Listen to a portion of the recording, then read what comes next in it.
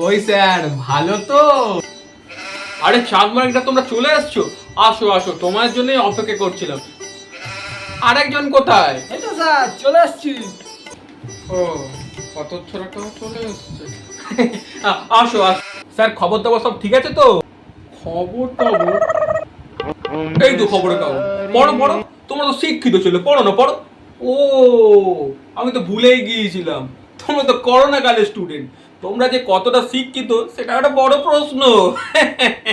হ্যাঁ স্যার, আমরা করোনাকালের স্টুডেন্ট, কিন্তু আপনিও তো করোনাকালের শিক্ষক। এই সময় আপনাদের ব্যাংকে ঠিকঠাক মতো টাকা ঢুকেই যাচ্ছে, কিন্তু কতটা যে আপনারা ছাত্রদেরকে সেই সময় পড়িয়েছেন সেটাও একটা বড় প্রশ্ন। তোরা না খুব মজা করিস।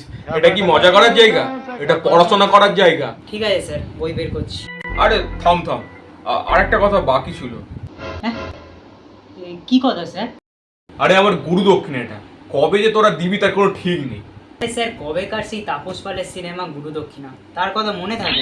আরে স্যার কি বলে রে, কাল কোন মেয়ের সাথে ঘুরছিল সেটাই মনে নেই, এরপরে তাপস পালের গুরু দক্ষিণা সিনেমা। আরে অপদার্থরা, আমি তাপস পালের গুরু দক্ষিণের কথা বলছি না, আমার গুরু দক্ষিণের কথা বলছি, মানে টিউশন ফিস। তারপর টিউশন ফিসটা একটু দে, আমার দিকে একটু দে। দু চোখ মেলে নয়ন ভরে দেখছি তো আপনারে। বাহ বাবা, কি কবিতা ভাই, বাহ কি কবিতা বলে।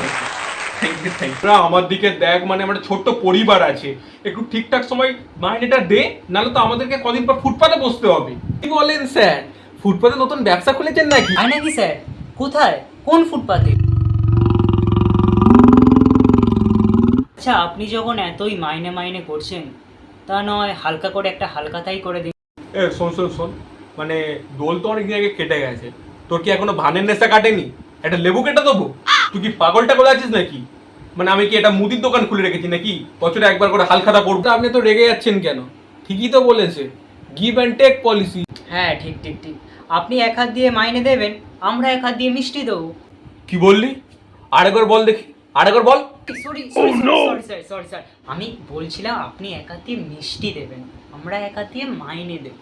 আচ্ছা ঠিক আছে, তোদের কথা শুনে আমি হালখাতাটা করলাম, কিন্তু তোর পাশে যে এই ব্যক্তিটা বসে আছে, এই যে কুম্ভকর্ণের শরীর নিয়ে যে ব্যক্তিটা বসে আছে, তোর মনে হয় এই একটা প্যাকেটে সন্তুষ্ট হবে?